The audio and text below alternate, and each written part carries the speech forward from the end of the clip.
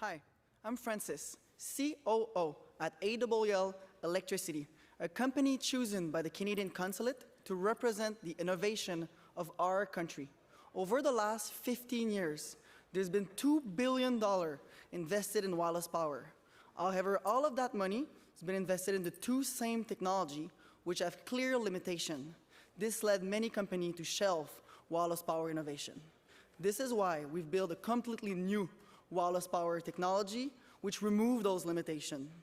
We have now manufactured and certified this technology.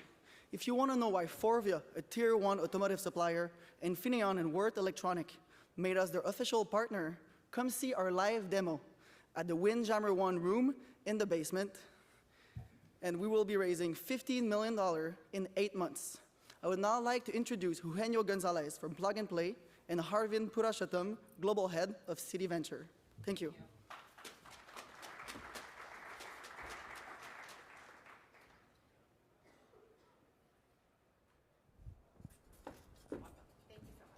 Thank you.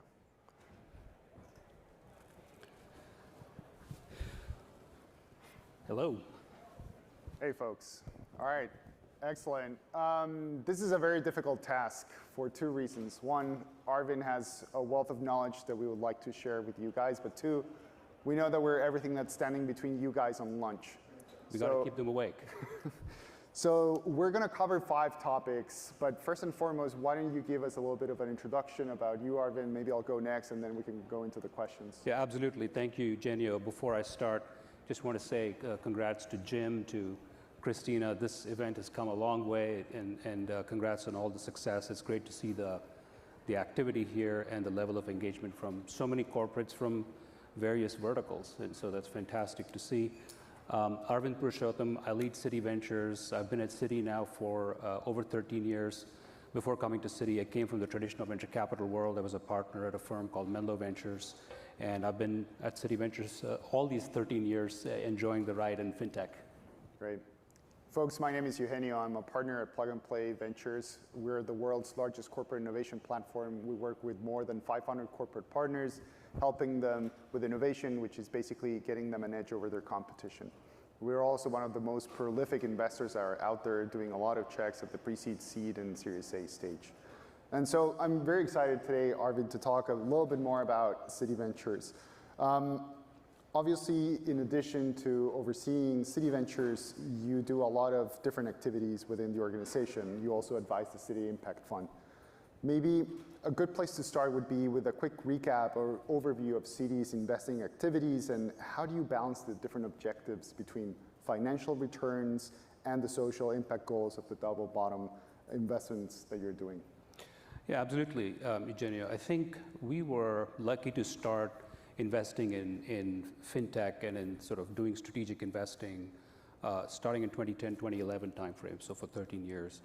And so City has taken a pretty progressive approach to investing strategically. There are 2 strategic investing groups, City Ventures, which I'm a part of, as well as one other group, the City Institutional Group, that sits within one of the businesses and does much more. It makes investments in vendors that they're about to partner with. Plus, the third group we have is the City Impact Fund, as you mentioned. Just talking about the City Impact Fund briefly, it's a $500 million program that we set up, initially announced in 2019, 2020 timeframe. I helped set it up. I'm a part of the investment committee. And I think it came out of a recognition that the venture model could actually be very powerful in driving social progress as well. And so it's, as you mentioned, double bottom line. So it's a for-profit portfolio of companies investing in 4 main areas: sustainability, financial inclusion, social infrastructure, so where we make a bunch of healthcare and those kinds of investments, as well as the future of work. I think the focus there is around underserved populations, right? How do you get financial access to underserved population, or healthcare, for example, to underserved populations, but always with a tech bent, right? How do we use modern technology to do that? So in that portfolio, we've maybe invested in about 45 to 50 companies at this point in time, and it's done extremely well and very active. We think it's one of the most unique ones on Wall Street as far as having a direct investing program for social impact. City Ventures is a more traditional, quote unquote, strategic investing group. We are also double bottom line, right? We're looking for that strategic impact as well as the financial return. And we think that the financial return aspect of it not only provides hygiene to it, but it keeps it sustainable. And I think the most important part about the financial return profile and how we evaluate companies is really the lens and the filter. In many ways, we think that over 90% of the time, the financial return aspects of it, as well as the strategic rationale, are closely aligned. We want these companies that are disruptive to our spaces, that have nonlinear growth potential, and they are the ones that are disruptive to financial services. And so we try to target those kinds of companies and invest in them. And so that's how we bring the two aspects of what we do together. City Ventures, we've invested in over 180 companies at this point. We have over 120 companies in the portfolio. We are global at this point. So we started with a focus on the US, but over time now we're in the UK, Israel, Singapore. We have investments in Latin America as well as teams. The biggest part of the team is actually in the San Francisco Bay Area and in New York. That's awesome. And I love how cities not only focus on just fintech, but because financial services touches on so many things, the fact that a lot of people don't really know that the number one reason why families go bankrupt in the US is medical debt. And this is why a lot of what we should be doing within the fintech space has to be more geared towards these other adjacent areas, right? But taking a step back and maybe switching gears a little bit here, let's talk a little bit more about your background, which I find fascinating. Drawing from your prior experience at Menlo Ventures, what are some of the lessons that you've carried with you from that type of investing within Menlo Ventures over to Citi? And how does that investment approach differ from a large financial institution? How does the CVC ecosystem change since you've been from Menlo to where we are at right now? Yeah, there are a couple of questions there. I mean, I think it was a big change when I first came from Menlo to Citi. I joked that I went from a 25-person firm to a 250,000-person firm, so it was like 4 orders of magnitude. And so the joke is, I have the bookends. I can work in any size firm between those two bookends. But what we practice is venture capital, so we very much think of it as an apprenticeship business. We think about venture as being able to, especially in the earlier stages, identify those patterns, the technologies, the people that can build great companies, build disruptive technologies. And so we bring that practice of venture capital that I learned back when I was at Menlo. And so much about venture is identifying the bar. How do you keep a high bar on these companies? Because as we know, so many of these investments don't work out, the companies don't succeed. So how do you keep a high bar, and how do you invest across different stages? How do you think about the risk and return? All of those things are learnings that we brought in from sort of the traditional venture world. And in fact, many of the people we have brought into the team are people who come from the traditional venture world as well. So we try to bring in those best practices. But of course, investing from the balance sheet in a large regulated bank like ours has a bunch of things that we need to do that traditional venture firms don't need to do. Thinking about risk in a different way, thinking about governance and risk compliance and things of that nature. So we've put those processes in place. But the other aspect of it is just the relationship with our business units and functions, on whose behalf we're investing. And I find that to be extremely effective. People, startups think of us differently than they think of Menlo or any other institutional venture firm. It's a different quote unquote product.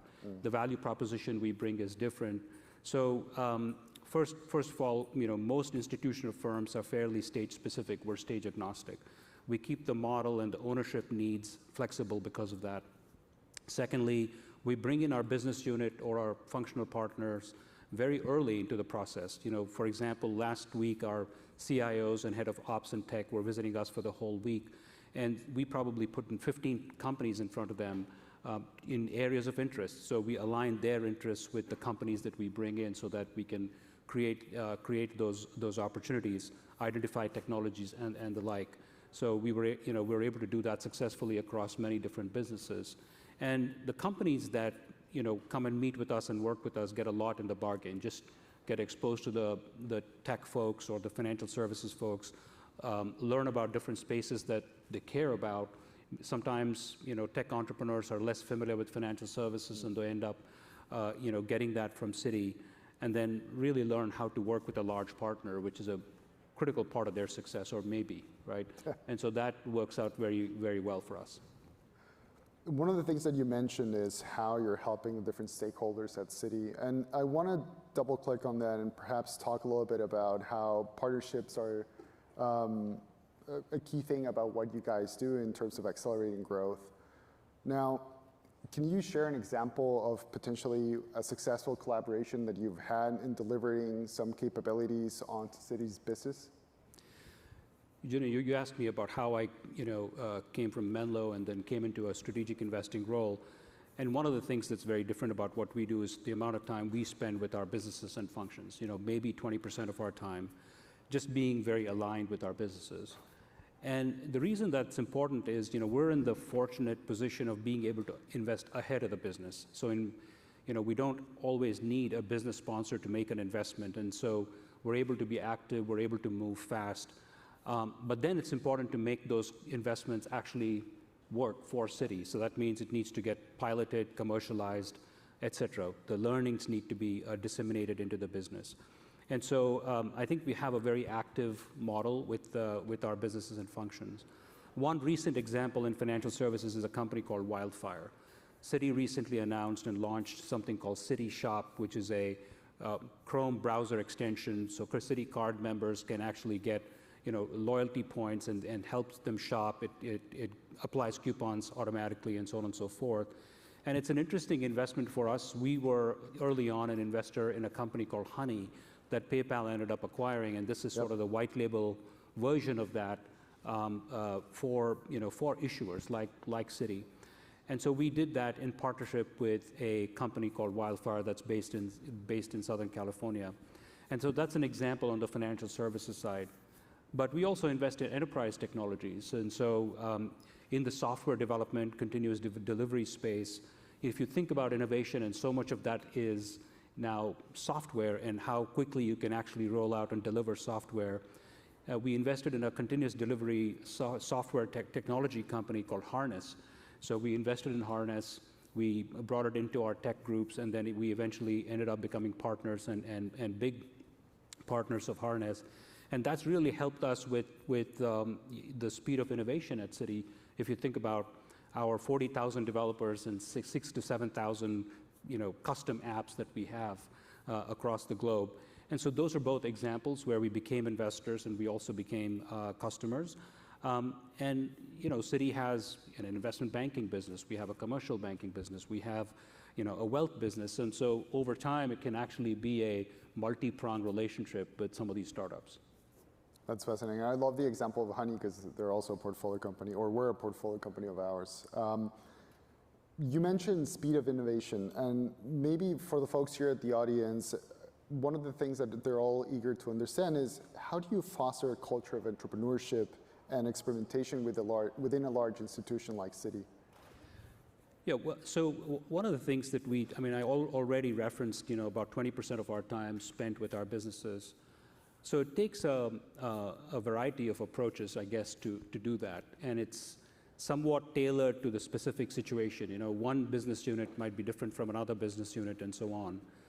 And so if you think about some of the, what I think of as above the line, using ad lingo, the above the line kinds of things that we do, we host something called an Innovators Series where, for example, we might bring in a Gen AI company and the topic may be about fine-tuning Gen AI models, right? And this is a broad interest within Citi. We bring it in and we host essentially a virtual summit based on that.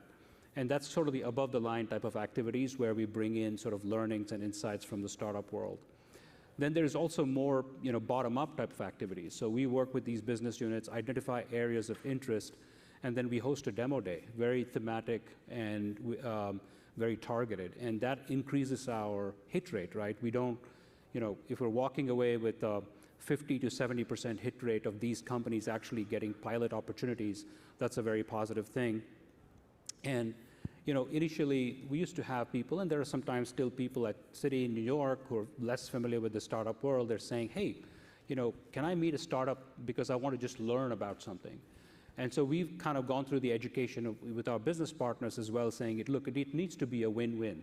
So when we bring in startups, there needs to be something there for them, a potential partnership opportunity, a potential customer opportunity, and that is aligned with whatever the priority is. And that's when startups are willing to come and talk to us, they're willing to present to us, and that becomes a commercial engagement, a pilot, an eval onto hopefully a commercial deal. And using this approach, it's not only about identifying capabilities, partners, and startups. It's also about hearing from these entrepreneurs firsthand, from the battlefield, if you will, on what's happening in whether it may be wealth or payments or whatever the case may be. All right. Last question, folks, I promise. Looking ahead, this is my favorite part. What do you think are some areas of investment or innovation that you believe will have the biggest impact on the future of finance? And trying to frame it perhaps in a way that Citi is getting at the forefront of it, and how you think you're positioned to lead on these domains. Yeah, so there are sort of maybe three areas that I would mention. The first thing is in wealth. So we've been doing a lot of work in the wealth tech space. If you think about the fintech revolution as it started, let's say 10 or 12 years ago, it started in mobile payments and P2P lending. Some of those areas were in vogue back then. Some of those companies did extremely well, like a Square and others. And that's subsequently come on to every other area of financial services, and it's now coming into wealth. And that actually is aligned with sort of Citi's own strategic focus on building our global wealth business. There's $7 trillion that are going to move from boomers to millennials. From generation to generation. Yeah. The next generation wealth transfer is happening, and it's going to happen. The next generation expects a very different customer experience. And technology also enables democratization. Products and services that were available only to ultra-high net worth can now come down to the mass affluent and so on and so forth. So it's been an area of active investment for us there. Second is this idea of embedded finance, and more specifically vertical SaaS. I think that there, if you think about a company like Toast and what they did in the restaurant, point of sale business, I think that such opportunities exist both in B2C as well as B2B worlds. And embedded finance is something that we've been investing around for at least 5 years, if not more. And I think there's just tremendous opportunity. If you are in places where people are doing business, they don't have to go to a different place to pay, to borrow, to do other kinds of things. I think that just reduces the friction and increases the adoption of financial services. So that's been an area of focus for us and investment activity. And then last but not least, of course, AI and Gen AI. So it's a broad, city-wide effort here to identify use cases for it. We have two main threads going, which is probably very true with a lot of the companies represented here. One is the technology aspect of it, how to bring it in, and how to operate on it safely and soundly. Big aspect of it for financial services, keeping privacy in mind and all those kinds of things. And the other thread is identifying those high priority use cases where this will be helpful. And in financial services, as you can imagine, from the front end to the back end, it is important, and it will be important. We have thousands of people at Citi around the globe doing a lot of manual work. I mean, that's true at Citi, and that's true at every large financial institution. And so to the extent that some of those people can have their work amplified by Gen AI and AI, it can be tremendous both for the quality of life and work for those folks, as well as efficiencies for the company. And so those are some of the areas that we've been focusing on if I think about 24 as well as the last 18 months. Yeah, that's fascinating. I think the productivity gains are going to be huge, and we're all very excited about it. Excellent. All right, folks, that's it. Arvind and I are going to be here the rest of the day, so if you guys want to chat about any of these topics, we're more than happy to actually go and chat about it. We're very passionate about them. So thanks again, Arvind. Pleasure always to be here with you. Thanks for having me. Thanks, Eugenie.